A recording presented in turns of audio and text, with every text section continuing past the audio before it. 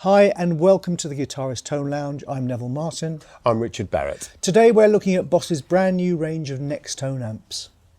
Yes, they feature Tube Logic technology, which in short is a completely analogue way of replicating the way the components of a 50s style classic design valve amp interact under pressure. But without all the complications and weight of valve amps and the huge transformers that go with them. We have two different models. Richard's playing the Artist, which is an 80 watt, and I'm playing the Stage, which is a 40 watt. They come with four different types of valve amp stage. In fact, they've got a 6V6, 6L6, EL84 and EL34. So essentially you've got two types of sound, like you've got the American sound. What's that going through? Yeah, so what was it, a 6V6, that like a Fender Deluxe Fender or something? Deluxe, Princeton. Then the 6L6 getting into a twin reverb, super reverb kind of thing. And I suppose the dirty channel you'd be getting a bit more boogie-ish, perhaps. Exactly. Yeah, that's true. And then you've got the two British tones, which is the AC30 Vox tone sound, EL84 and the Marshall EL34 sound. They come with really very simple to use foot switches, and it's really easy to read. You've got clean versus lead, you've got a boost and you've got a tone, and you've got an FX loop, which you can have in or out, and a delay in or out. Yes. The boost is a nice little touch because when you're on the clean, it just adds a bit of thump. Or both of them, it adds a bit of thump. The tone adds a bit of brightness and pizzazz to the clean sound, and a bit more mid and push to the lead sound. Yes, it's like a dual function, isn't it? Yes. Yeah, it's the frequencies that you'd want in either channel. Exactly. Well, in fact, let's quickly do that. Here we are. We're on clean at the moment. Here's the boost.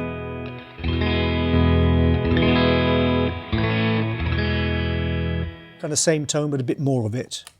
I'll put the tone on now.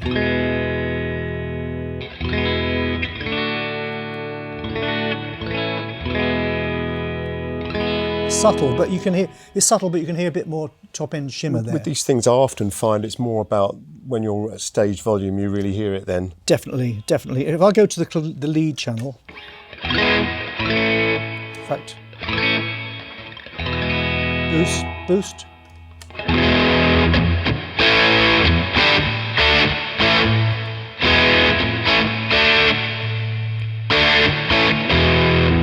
It's like a drive pedal added. It is exactly like that. And here's the tone.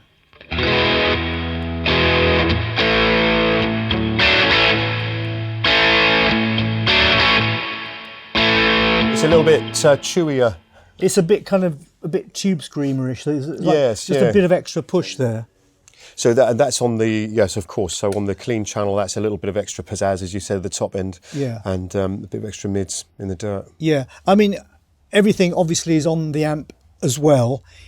We've got things set as we kind of like them, as we've messed about with them a bit. I think we've both ended up on EL34, haven't we? Oh, we have. I can see there, yeah. Yeah. Let's tell you what. Why don't you go through your different? We were having a play earlier, and this is still set how I had it then. So there's quite a lot of delay and reverb. But I've got the EL34.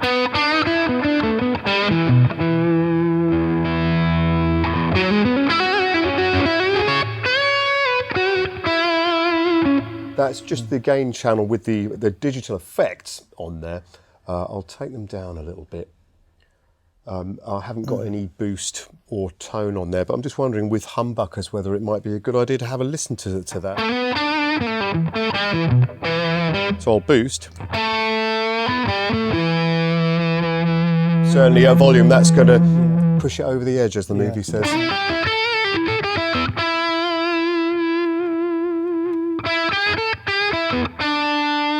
So that's a bit of extra thickness, but not more drive particularly. And I'm just wondering, didn't occur to me that you could have them both on at once. Classic Guitarist default mode, everything on. And in E. Together in E, of course, exactly. I'll go through some of the different amp types you've got. You on the EL34 there. This off actually. Do you want to hear clean? Yeah, let's go for clean. Right. In fact, I'll use my. Okay, off you come. Okay, so EL34 there.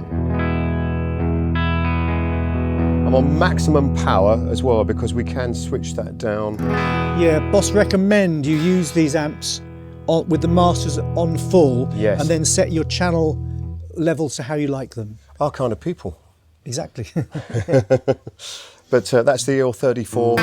I mean, this isn't a powerful pickup, but I can just about hear it starting to, if I really hammer that. So if I were to perhaps come back a bit to EL84, I'm hearing a sort of low, mid, high bass. There's a difference, isn't there? How to empty your guitar shops. And then going American, well, we got 6L6.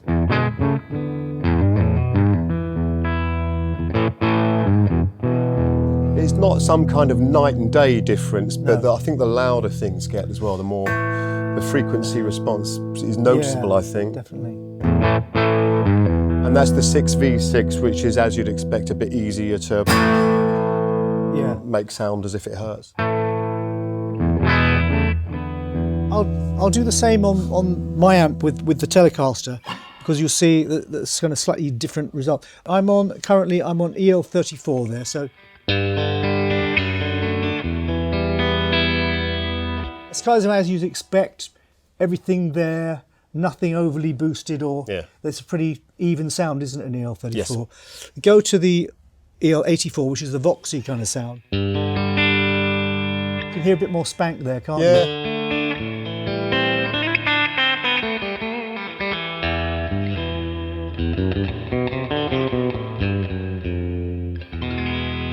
Very sweet sound actually with the Telly. That's a great Telly though. It's a nice sounding guitar actually. And here's the 6L6, which is that twin reverby.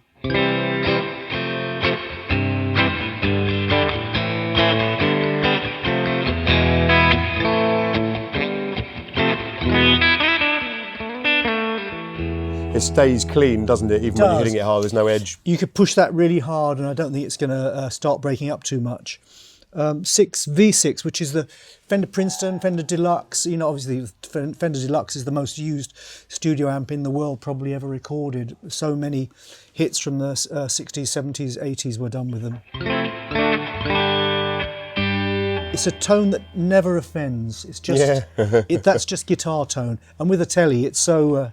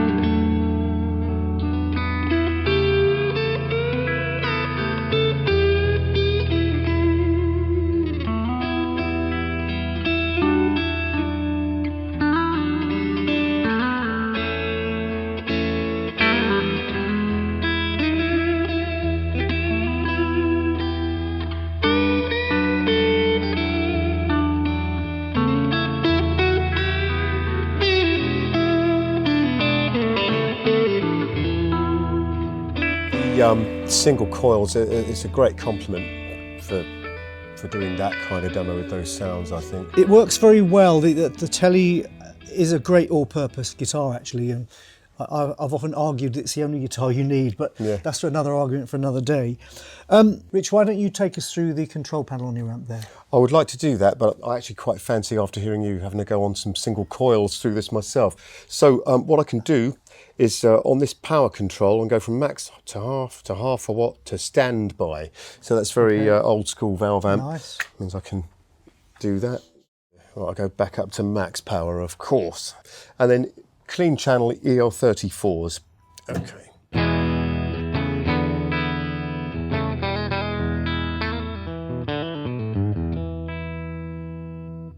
Try a bit of that.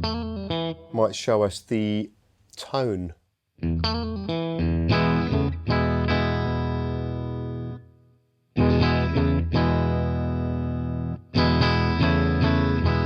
I can bit more sparkly, hear you that definitely there. hear it, can't you? Definitely. Yeah. It's about what frequency range you're working in, really. So the twang on a single coil. That's the boost I've just put in.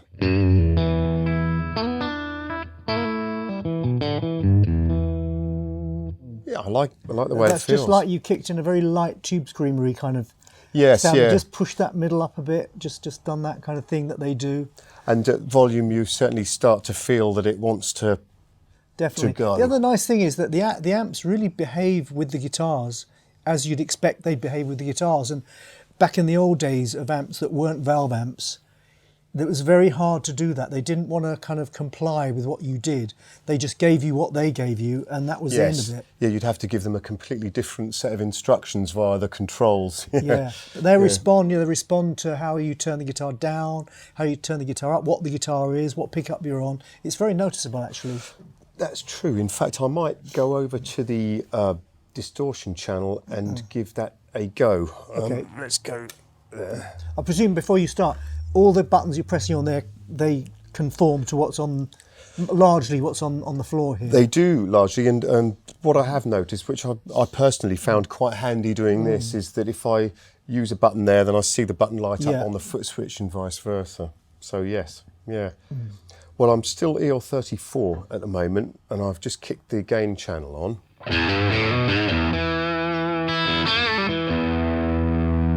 Neither the boost or the tone is on.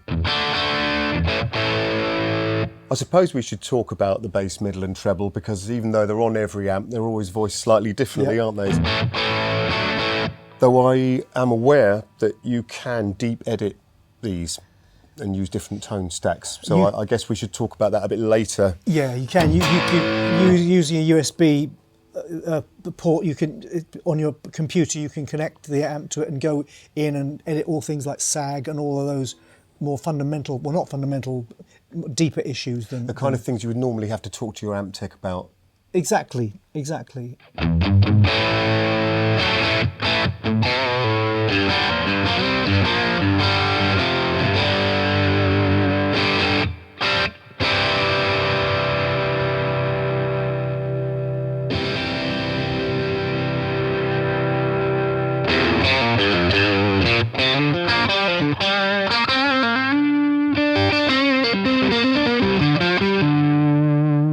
Quite like what I'm hearing. Yeah, That's it's with nice. the mid maxed out, and I'm just taking it down to about halfway again. And because I suppose we should hear it, I don't know what it'll be like. I've maxed out the treble just to warn you. Okay. It's not actually horrible. It's quite Stevie Ray-ish, actually, isn't it? Yeah.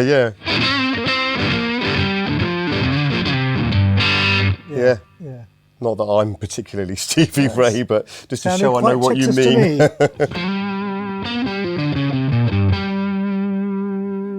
So I guess we can say that we've established they're nicely voiced, though again they are tweakable, aren't they? Yeah. So that's the sort of EQ. And then moving along we have the delay, foot switchable in or out. There's a tap tempo button underneath there which lights up to tell you where you are in terms of speed. Which is kind of strange because you can do it on the button here on the amp, but without having an extra pedal plugged into. There's a couple of auxiliary functions on there. You can't tap it on the pedal as is, and I think that's a bit silly. Richard and I were just speaking. Neither of us have ever switched an FX loop in or out. Never in my life. Yes, no disrespect to those who have, No. but been playing for quite a while at this point. I've No, never I would wanted turn to the do pedal. that. I would turn the pedal off. I wouldn't turn the loop off. I don't see the point in that. I'll just get confused.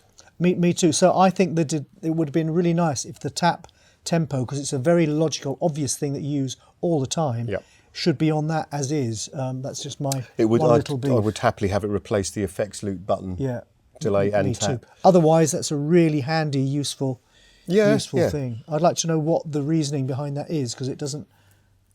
Some guy's going to say, no, I always do it that. So, you know, it's horses for courses. Everyone else we meet from this day forward, probably. yeah, exactly. Yeah.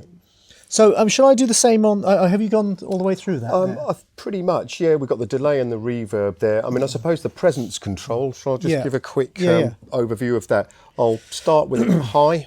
Yep.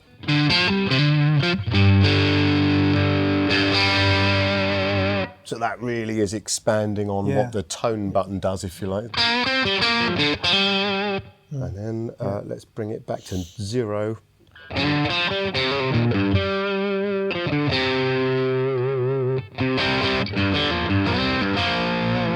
I'll bring it back to about halfway, where I generally default to, probably like most people. Very nice sound on that guitar. Is that the bridge pickup on there? Yes.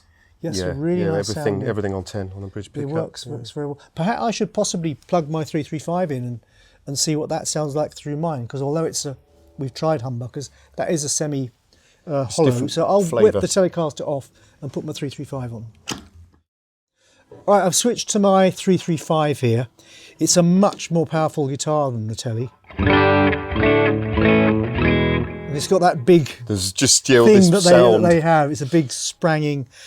It's not the easiest tone to control actually on a 335, because it seems to give you all of everything at once, and you need to kind of sometimes tame it a bit. Now, I'm on the EL34 at the moment. That's again, it's very well proportioned, isn't it? It is, a new, different guitar with a different pickup straight in there. Yeah.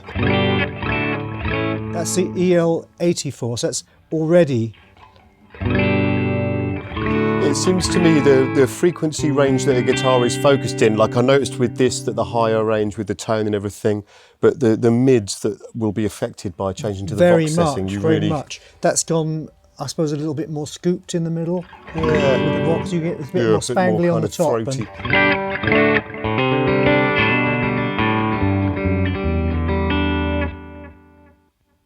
6L6.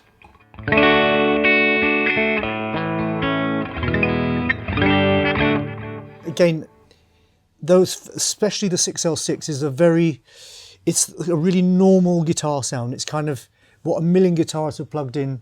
You turn up to a gig, where the back line's hired in. It's usually it's very often a twin, isn't it? Yep. And you kind of know what to do with it, and where you twiddle about the knobs and everything. But it sounds instantly familiar. It's just a twin or a DeVille. Yeah.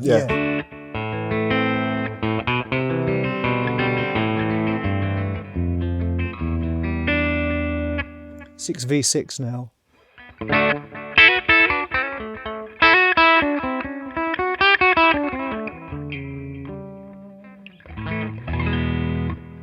Again, a very nice. If that only had that on it, you could use it in a million situations, couldn't you? Oh yeah, very with a million easily. different guitars. It's such a good sound, the 6V6. Session guitarists, guys like Reggie Young, who's on millions of things. He played that lovely intro to Dusty Springfield's Son of a Preacher Man. Elvis Presley's Suspicious Minds and stuff. He just used a deluxe all his life. And who's the great British session guy? Did motorbiking. Chris Spedding. Yeah. Only ever used a deluxe all his life, with flying V's and all kinds of. So it's a really, really usable I think amp. it's one of Robbie McIntosh's favourites as well. Definitely, definitely. So anyway, I'll just quickly go through some of the sounds on here. I've got some delay on here. The delay control literally just uses that, puts that amount of effect up, so it just gets deeper.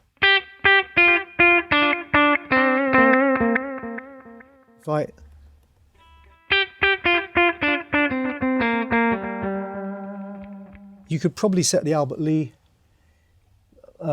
doubling thing there, couldn't you? If you found the right. I'll knock that back. The reverb's really nice sounding reverb. Turn the echo and delay off. Do it on the floor. Yep. That's dry, and then dry. Up about halfway. It's just a nice.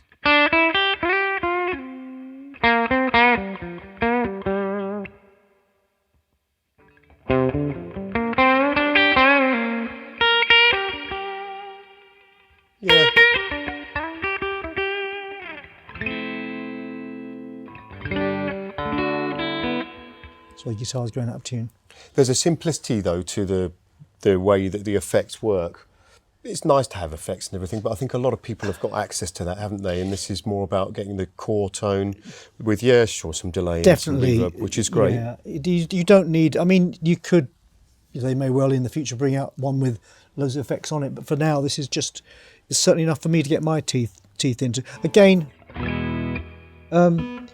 treble, I've got everything, I've got the middle set a bit, that's probably why it's sounding a bit fatter in the middle, because the middle was pushed up for the Telecaster. So I'm going to back the middle off to about halfway. It's all three controls. All three controls in the middle there. So I'll push the treble up a bit, take the bit of middle out, put the bass up a bit. You very, very noticeably changes it, doesn't it?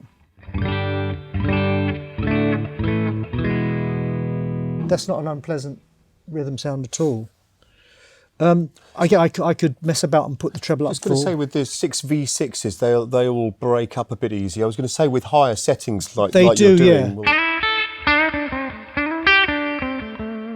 Actually, I want to go on to the next. What am I? Yeah, that's treble up full. I'll take the treble back, put the middle up full. There it is. Yeah. Yeah, I was thinking that. Yeah. I bet with the tone and boost or either or. Well, I'll do that. In fact,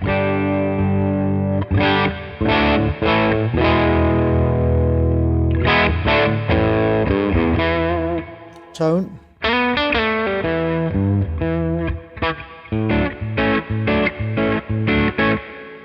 It's a nice sound. Okay, lead.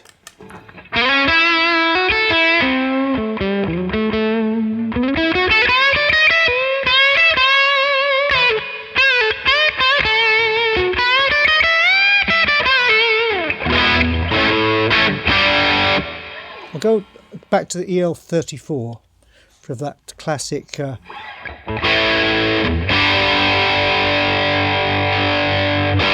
boost on.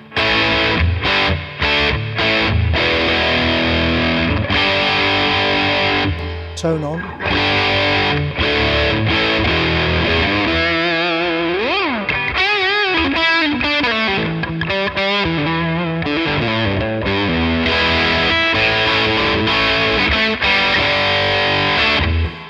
That's more that sound, isn't it? Yeah.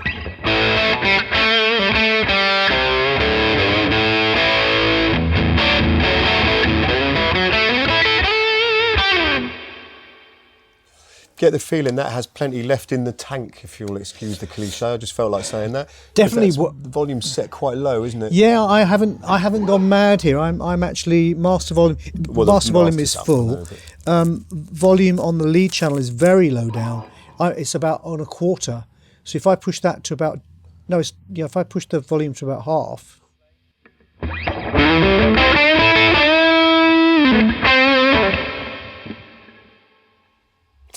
It's really, really pokey. That I hadn't even realised how low my volume was earlier on, but that's halfway. So it does seem to increase the tones you've actually got. It doesn't seem to interact in a different way like a valve amp might. I want to have a go on this one Go doing on that then, now. do it. Up to about half. Okay. And up to the maximum on here.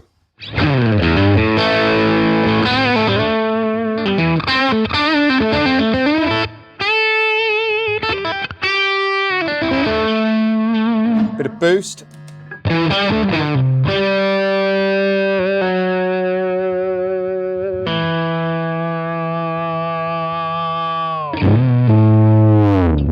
I'll do the tone as well while we're at it. Yeah. Go for the full house.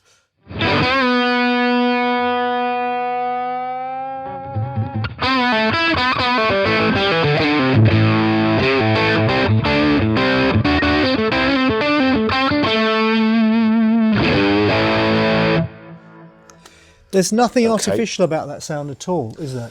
No, I felt very natural using that. Yeah, really, really sounds nice.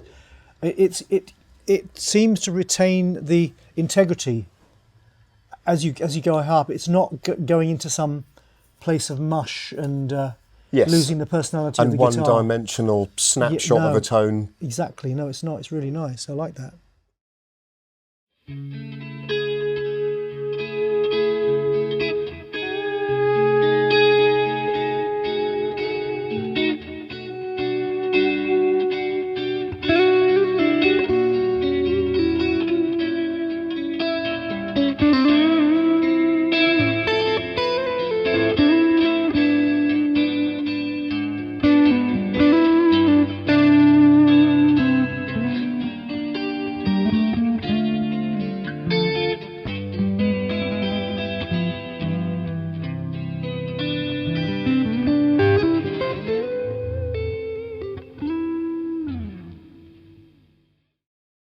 As a little aside there, I switched back to the Telecaster and we plugged a little Thorpe FX, the deep Oggin pedal, which is a kind of chorus type of wobbly effect, lovely sounding thing, into the effects loop of the Nextone.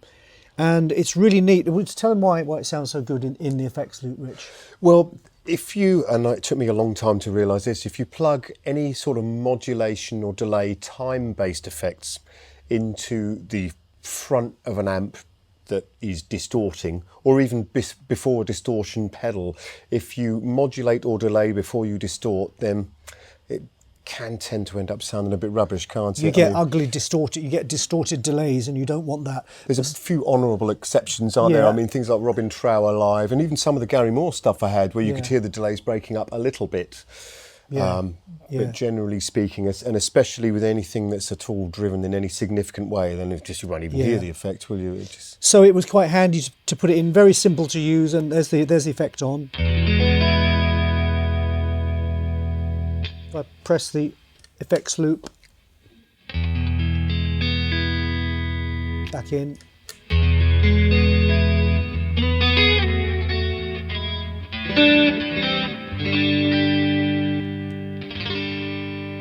I'm guessing that what we have then is the potential to have several modulation effects set up and on all the time, and you could, at the click of one button, take them all on or off. I mean, I've made no secret of the fact that I'm slightly mystified by the effects loop function, and I'd like to see a tap delay there, but... me too. I mean, obviously, we've just got one pedal, but you could have your whole pedal board split, so all of your time-based effects went through the loop. Yes. And your say your distortions and wah-wah pedal and compressor went in the front end as you usually have it. And then you could turn the effects loop on, leave your distortions and things on, but turn that on and maybe use amp reverb. So I suppose it's options really, isn't it? Yes, yes. But we thought we'd show you how that sounds, and it sounds like it's a very clean sounding loop. There's no, it just works. You just.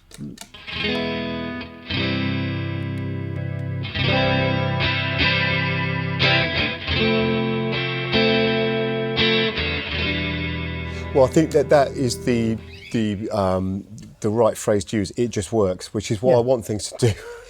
Work. It doesn't get in your way, and there's no big fuss about it. It just does the trick. Okay, we'll take the pedal out. Well, we'll leave the pedal in actually. We'll just turn the effects loop off. Yeah. So could you show us what's going on the back? Because apparently there's a few interesting things around the back of the amp as well. There are pretty much every kind of connection. In fact, I will probably need to periodically lean over and look to remind myself. That's fine. But I'm going to try and do without that. Okay. No, okay, failed already. But we have phones and recording out, so that's a 1/4-inch jack, and it does exactly what it says. Yep. It is frequency compensated so that you can plug in with your headphones and not be fizzed out to the maximum. Yep. There, below that is a USB connection, which is your access point to, well, your ability to plug in to recording software, audio interfaces, that kind of thing. It also allows you to use the Tone Studio software, so parameters that aren't available to tweak on the amp like this in the real world can be tweaked. Things like sag. Yeah. When that feeling I think you know very well what that is, but when you hit a chord and you just kind of feel the voltage sag and it sounds a bit squishy, early Van Halen perhaps. Exactly. That kind of thing.